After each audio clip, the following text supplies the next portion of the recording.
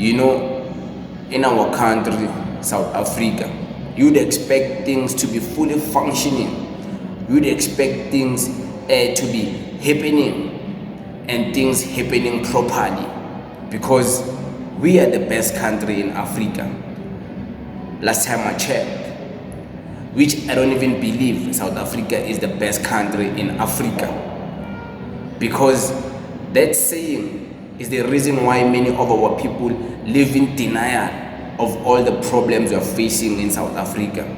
That saying of saying we are the best country, other African countries are useless and all of that, is the same reason why many of our people are delusional about all the problems and the issues we have in our country. I'm not saying there's no goodness in our country. There's plenty good things, there's plenty nice, amazing things happening.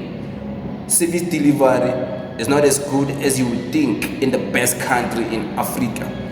Today, we are faced with a situation whereby in many societies, in many communities within our country, South Africa, many people, it's either you don't have electricity or you don't have water.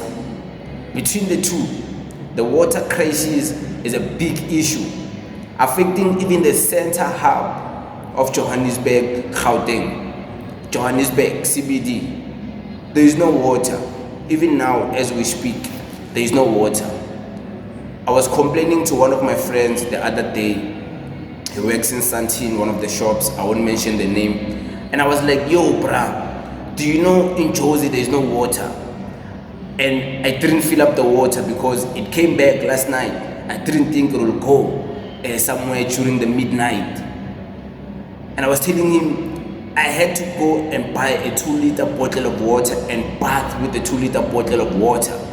He's like, there's no water. Us we have water, but we don't have electricity. And this guy stays in Tembisa. And I'm not saying the whole of Tembisa doesn't have electricity. He says in the part where he stays, they don't have electricity. They are facing electricity problems, but they have water. They just don't have electricity. Us, we have electricity, but we somehow don't have the water.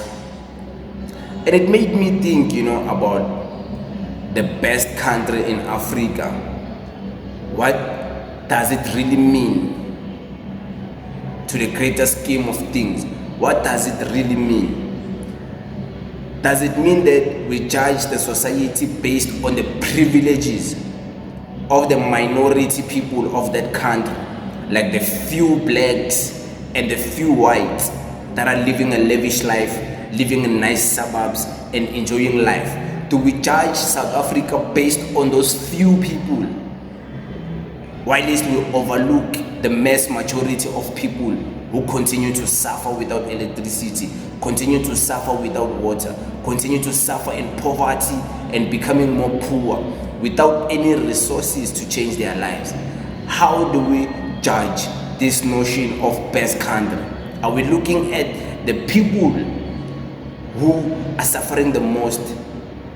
Do we look at them and their progress and judge the country based on that? Or do we judge the country based on the resources and the money that is occupied by just less than 10% of the population of that country? Because in our country, something many people won't tell you, as much as they like to say South Africa has a rising GDP, South Africa, the GDP is even declining with this current government, the GNU. Each and every season, the GDP is declining. But they like to say South Africa has money. Okay, South Africa has money. I agree. There's plenty of money. I've seen it. I've seen it firsthand personally. I've seen it, my friends make it. I've seen people closer to me, my mentors, make money. Life. Legal money, not this into as illegal. Real stuff, proper stuff. They made it. I've seen it. But there seems to be a differentiation in the type of mindset the people make money with the broader majority of people. These two people don't think alike. They don't behave the same. They don't think in the same ways. They don't see opportunities the same. So even though I've seen people closer to me make money, I'm still not delusional to the broader majority of people who are suffering, who remain broke, who remain not getting anything, living in squatter camps, and Mekukwini. There's plenty of people like that, and we never talk about them and their situation. And they are the majority, because they are the majority. You can even check the statistics of poverty. You can even check the statistics of unemployment. You can even check the statistics of everything to justify this.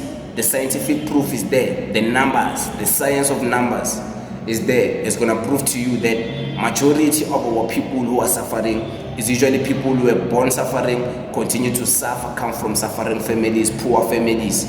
It's not the privileged kids who are born into a privileged family, they have a privileged life, they go to privileged schools. It's never that. And those ones are the minorities, a few of those. So do you judge the society based on the few who have made it, or based on the conditions of the mass majority? Which one is it? Which one is it gonna be? Because there's societies where we don't have water. There's societies where they don't have electricity. Each and every term of the year, of the financial planning year, people are always losing jobs. Government jobs, private jobs. People are always being retrenched. People are always being let go from the jobs. Whether it's the teachers, whether it's the doctors, the nurses, whether it's whoever. Even in private sector where the government is not involved, many people are continuously losing their jobs. So why is it a problem when we have to bring this to the fore and have a discussion about it? How come this topic is a problem? How come this topic, when we speak about this, has to be a big issue where people end up being in denial and being sitting back and being delusional, believing in something that is not there, while we are telling them the facts, the reality of what is happening? And how come our country gets to be called the best country in Africa, while this majority of people don't see it like that? Don't see it like that. Within the country itself, many people don't think this country is the best country in Africa. I don't know what you guys think, but our country is becoming a failed state. I was reading the statistics of unemployment. It seems like next year, many people are going to be losing jobs. Many people are going to be losing jobs. Many people are going to be losing jobs, whether in the private sector, whether wherever. In the government is worse. People are going to be let go by the government. I always get vindicated, when the statistics come, when the proof come, when the videos, people exposing the things I've always said happens. I'll be like, oh, I knew it. I saw it coming, because you need to be able to identify opportunities in a country where there's too many problems. You need to solve them. So I see it like that. I'm able to diagnose a potential threat, a potential problem, and create a potential solution, and then give it to people who are closer to me to manipulate that opportunity and use it to their benefit. Sometimes I use it for myself, because that's what you need to do. You need to strategize, look at the past, look at the present, and be able to tell how the future will be. But it is what it is. We thank you very much. Thank you.